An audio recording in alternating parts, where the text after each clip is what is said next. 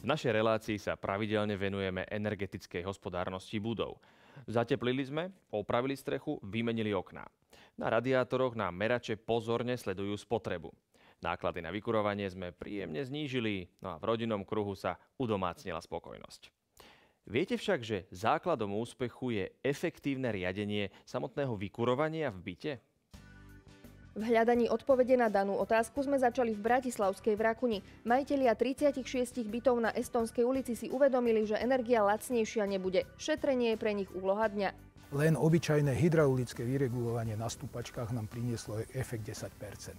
Potom začali hľadať systém, ktorý odbremení ľudský faktor a zamedzí rôznym nečestným špekuláciám. Zamedzia nejakým, by som povedal, manipuláciám, nejakým nečestným spôsobom konania u jednotlivých obyvateľov, lebo aj to sa niekedy stáva.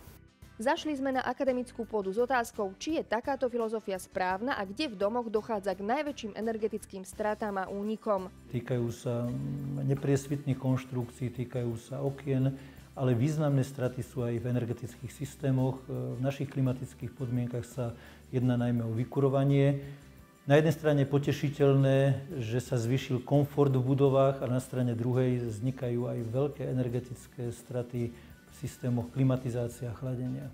Riešením sú programovateľné termostatické hlavice, ktoré regulujú radiátorové vykurovanie.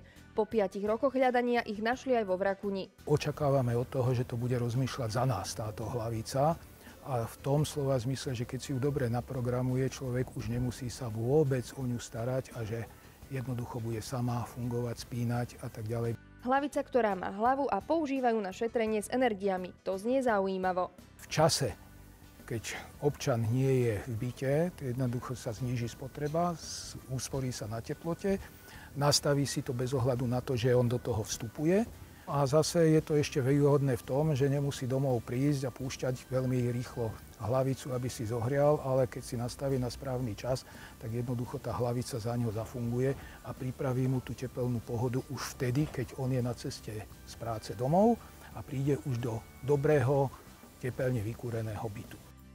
Energetická hospodárnosť sa však netýka len bytov. Zámok v Smoleniciach používa na vykurovanie desiatky radiátorov. Faktúry naháňajú hrôzu. Chcú dosiahnuť, aby sa zbytočne nevykurovali izby, kým tam nie sú ubytovaní hostia. Diaľkové ovládanie miestností, ubytovacích izieb, apartmánov, tak, aby nemusel obsluhovací personál vstupovať do izieb. Potenciál úspor pri existujúcich budovách oproti novostavbám vidia odborníci na úrovni 50 až 60 %. Cca polovicu tých úspor možno priradiť opatreniam stavebnej časti a druhú polovicu opatreniam v časti vykurovania, prípravy teplej vody, využívania elektrospotrebičov, elektroinštalácií, ale spoločným menovateľom je práve tá automatizačná technika. No a nosnou položkou je vykurovanie, kde tým rozhodujúcim je práve regulácia, riadenie dodávky tepla a hydraulické vyregulovanie.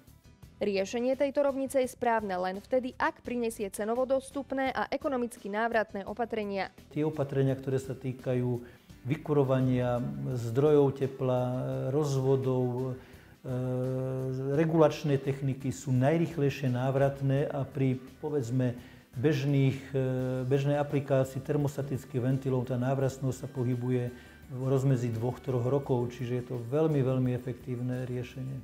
Moderné regulačné zariadenia prispievajú k ďalším úsporám energie a zlacňujú prevádzku vykurovacích systémov o 25 až 45 %. Môže to byť v rodinných domoch, môže to byť v bytovkách, môže to byť v bytoch, môže to byť tiež v ubytovacích zariadeniach, penziónoch, hoteloch. Všade tam, kde máme záujem priniesť ďalšie úspory v oblasti vykurovania.